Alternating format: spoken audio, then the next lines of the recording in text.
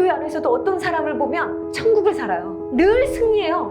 근데 어떤 사람은 아니라는 거야. 힘들기만 하다는 거야. 그냥 고통이 나에게 오는데 이게 나한테 왜 오는 거야? 나 이거 싫어. 이것 때문에 아파. 나 죽을 것 같다고요. 이러기만 하고 있어봤자 아무런 구원의 역사가 일어나지 않아요. 주님께서 나를 재생시키시기 위해서 나를 둘러싼 모든 고통들이 만져지고 건드려져서 그것 때문에 내가 더 아픔을 느끼는 것 같지만 놀라운 섭리의 역사가 그 은혜가 나에게 이루어지고 있는 중이구나. 우리의 시선이, 우리의 믿음이 지금 어디를 보고 있는가에 달려있는 거예요.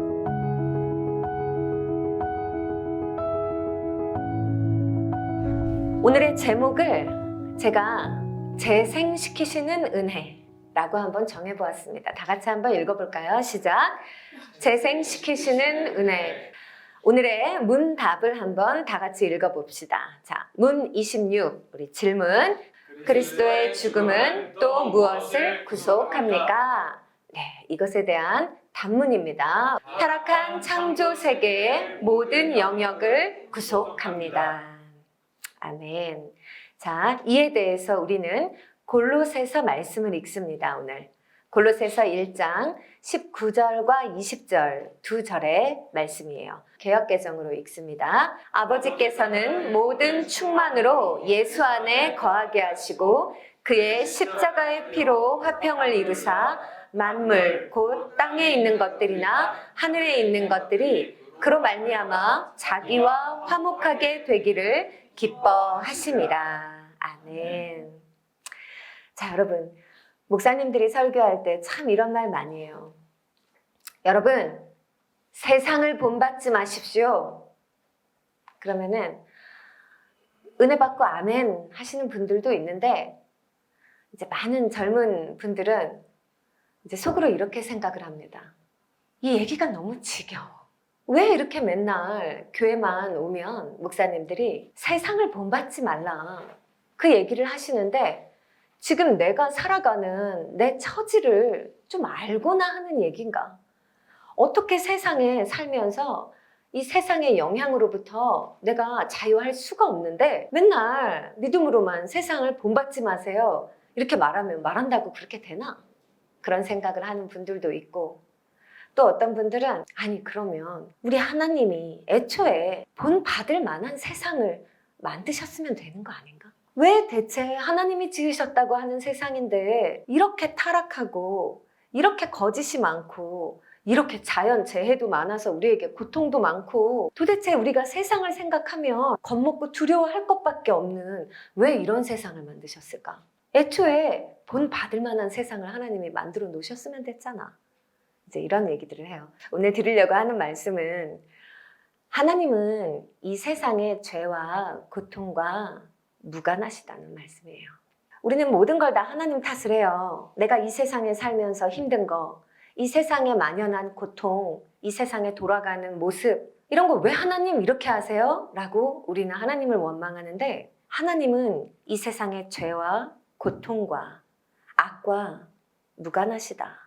그분이 창조하신 내용이 아니에요. 우리가 그걸 정확하게 알아야 돼요. 우리가 진리를 안다는 것은 성경 말씀을 통하여 하나님이 누구신지를 정확히 알아가는 거라고 했잖아요. 왜 하나님을 원망해요? 하나님이 그렇게 지은 게 아닌데. 우리 하나님은 오직 완전한 선과 의로움이세요. 그런데 그 하나님으로부터 우리가 떨어졌어요. 우리의 타락하면서부터 우리로부터 악과 죄와 고통이 이 세상에 침투되기 시작한 것이에요. 하나님께서 원래 우리에게 만들어 주셨던 세상은 낙원입니다. 아니 그러면 왜 인간의 타락이 이 세상과 세상의 모든 피조물의 타락과 연동되는 겁니까? 왜 우리의 타락으로 이 피조 세계와 이 세상이 이렇게 타락하고 이 세상에 이렇게 고통이 많아졌다고 말하는 겁니까? 자, 창세기 3장 17절 말씀을 보면 아담이 하나님께서 따먹지 말라 하신 나무의 열매를 따먹었을 때 하나님께서 그에게 이같이 말씀하세요. 이제 땅이 너 때문에 저주를 받을 것이다. 라고 말씀하실 수밖에 없었던 거예요. 공의의 하나님께서는. 자, 이 아담이라는 히브리어, 우리가 사람으로 알고 있는 이 히브리어는 본래 아다마라는 히브리어, 즉 흙이라는 뜻에서 온 단어인 거를 아는 분들이 많을 거예요. 땅과 아담이라는 사람은 아주 유기적이고 상호적인, 뗄래야 뗄 수 없는 그러한 관계에 있죠. 그의 타락은 곧 땅의 타락이었어요. 왜냐하면 하나님께서 그를 지으셨을 때 창세기 1장 28절을 보면 하나님이 그들에게, 이제 아담과 하와에게 복을 베푸시며 이렇게 말씀하십니다. 생육하고 번성하여 땅에 충만하라 라고 말씀하세요. 땅을 정복하라. 그 사명을 사람에게 주셨어요. 아담에게 주셨어요. 바다의 고기와 공중의 새와 땅 위에서 살아 움직이는 모든 생물을 다스리라 라는 사명을 우리 인간에게 주셨단 말이에요. 하나님은 우리 인간에게 이 피조 세계에 대한 문화적 소명을 주신 거예요.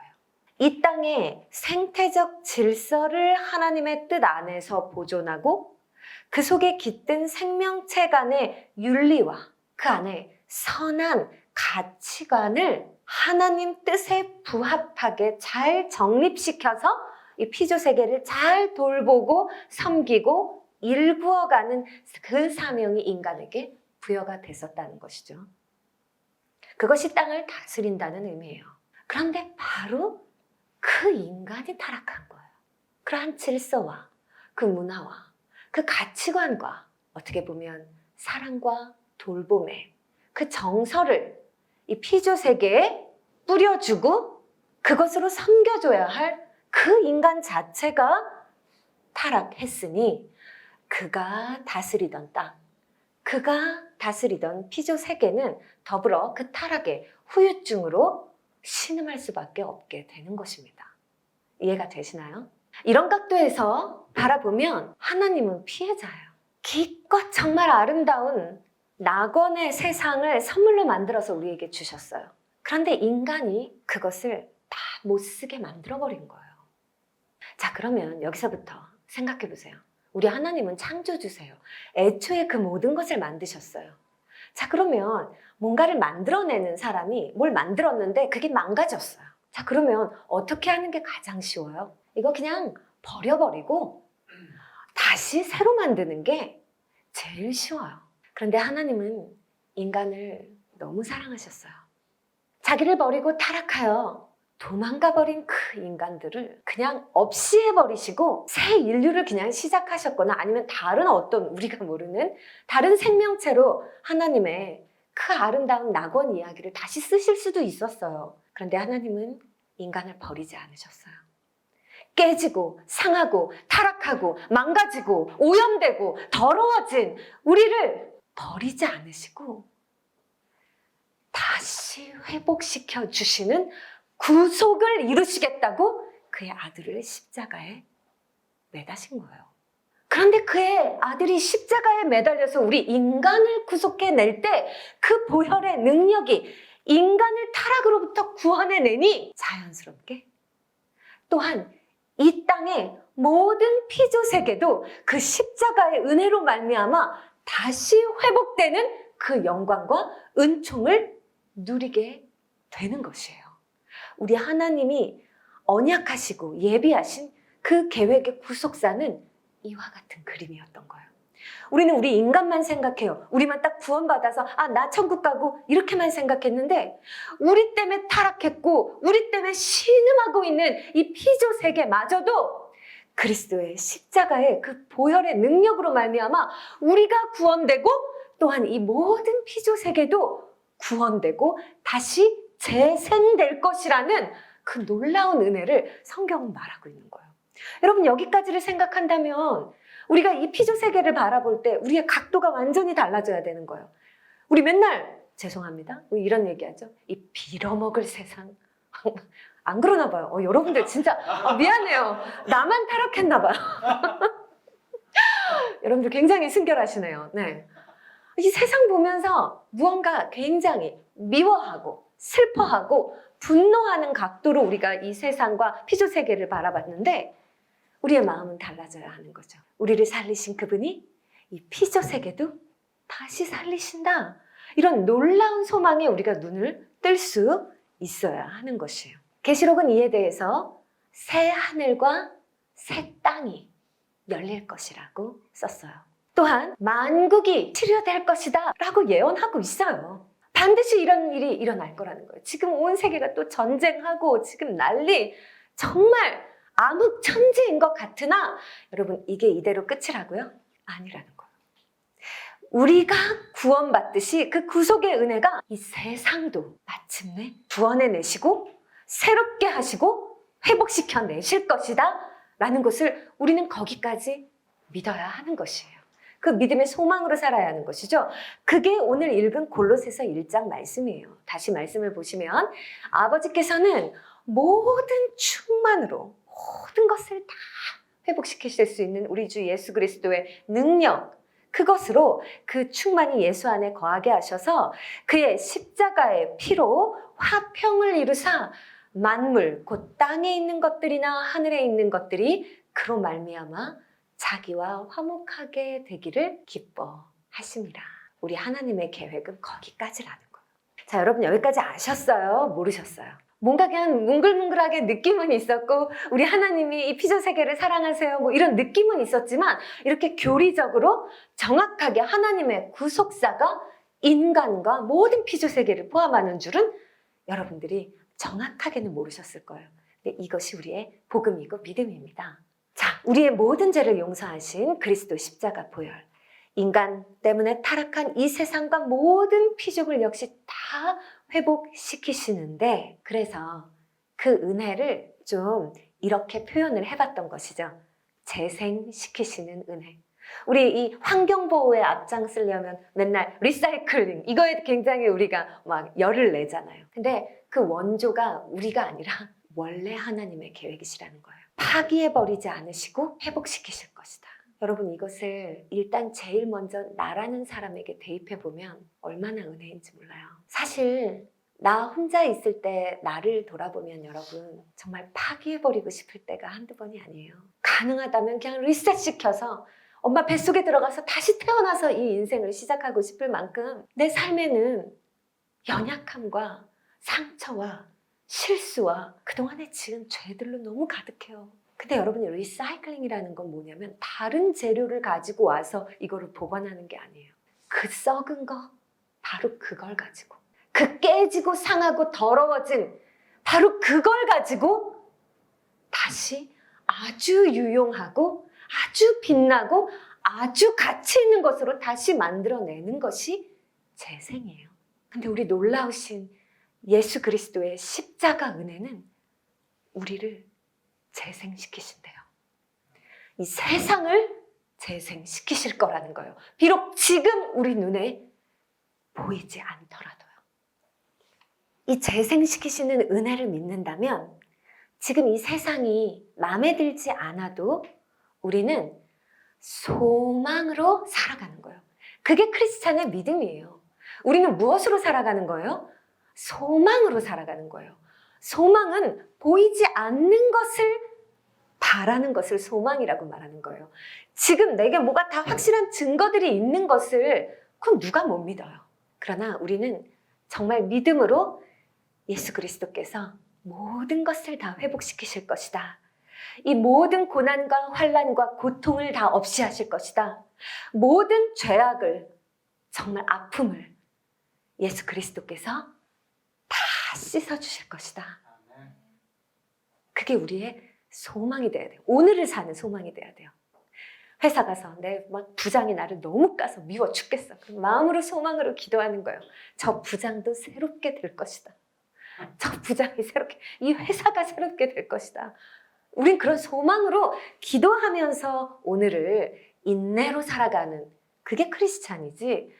그냥 저 인간은 저건 가능성이 없어. 저거는 틀렸네 하면서 미워하고 이 세상에 지금 이미 타락한 문화와 가치 그대로 살아가는 것이 우리 모습이 아니라는 거. 우리가 그걸 받아들여야 되겠죠. 자, 그래서 성경의 말씀들은 현재의 고난은, 이 세상의 이 모든 아픔은 장차 우리가 마주할 영광에 비하면 아무것도 아니다 라고 선포해요. 그날은 반드시 도래할 것이다 라는 믿음을 계속 선포하죠.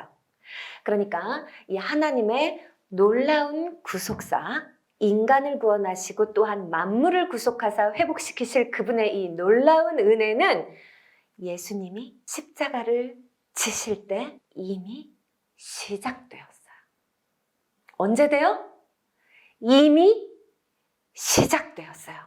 이것을 믿음으로 보는 사람은 믿음으로 살아가는 은혜를 누리는 거예요. 그런데 이미 시작되었는데 예수 그리스도께서 다시 오실 때 완성돼요. 그런데 우리 가운데 어떤 사람들은 아직 완성을 못 봤기 때문에 그거 못 믿겠어요. 아직 완성이 보이지 않기 때문에 소망이 없어요. 라고 말하는 사람은 그날 하루하루를 이미 예수님이 시작하신 그 하나님 나라, 그거를 보지 못하고 혼자만 힘들게 살아가게 되는 거예요. 우리 크리스찬들은 이미 시작하신 은혜를 믿는 거예요. 그리고 앞으로 완성될 그 은혜를 믿는 거예요. 우리는 그 중간에 있는 거예요. 우린 그 시간을 살아가고 있는 거예요, 지금. 그러니까 교회 안에서도 어떤 사람을 보면 천국을 살아요. 소망으로 늘 승리해요. 근데 어떤 사람은 아니래. 아니라는 거야. 힘들기만 하다는 거야, 그냥. 고통뿐이라는 거예요. 맨날 찡얼찡얼 불평만 하는 거예요. 우리의 시선이, 우리의 믿음이 지금 어디를 보고 있는가에 달려있는 거예요. 우리의 위치를 알아야 돼요. 십자가에서 이미 시작된 재생시키시는 은혜가 이제 완성으로 가고 있는 그 흐름 선상에 우리는 있다. 아멘. 얼마나 든든합니까? 이것을 신학적인 표현으로 ready but not yet 이라고 표현을 하는 거예요. 그래서 지금 얘기했죠. 근데 이거를 바라보지 않고 그냥 현실에만 맨날 불만이 많은, 고통만 보고 부정적인 어둠의 사이드만 보는 이러한 눈이 발달한 사람들은 이 기쁜 소식에 별로 감흥이 없는 거예요. 왜? 장래가 어떻게 되는지 나 그건 관심 없어요. 미래가 뭐 회복이 되든 말든 주님이 사실 언제 오셔서 이걸 다 치유하시든 나 그것까지 아직 모르겠어요. 왜냐면 난 지금 괴로워요. 지금 내 삶에 너무 고통이 많아요. 이 세상을 살 때 저 세상은 나에게 정말 아픔만 주는 곳이란 말이에요. 왜 내 삶에 지금 이 고난들은 어떻게 해소될 수 있나요? 하고 질문하면서 하나님을 계속 원망하는 것이죠. 왜 내 삶에 지금 이렇게 고통과 고난이 있나? 지금부터 드리는 말씀은 정말 깨닫게 되시는 분들에게 하나님의 은혜가 넘치기를 바랍니다. 다소 어려울 수 있어요. 그러나 이게 마음으로 깨달아져서 예수 그리스도의 은총이 그냥 여러분들의 영혼으로 느껴진다면 정말 여러분들에게 은혜가 될 겁니다.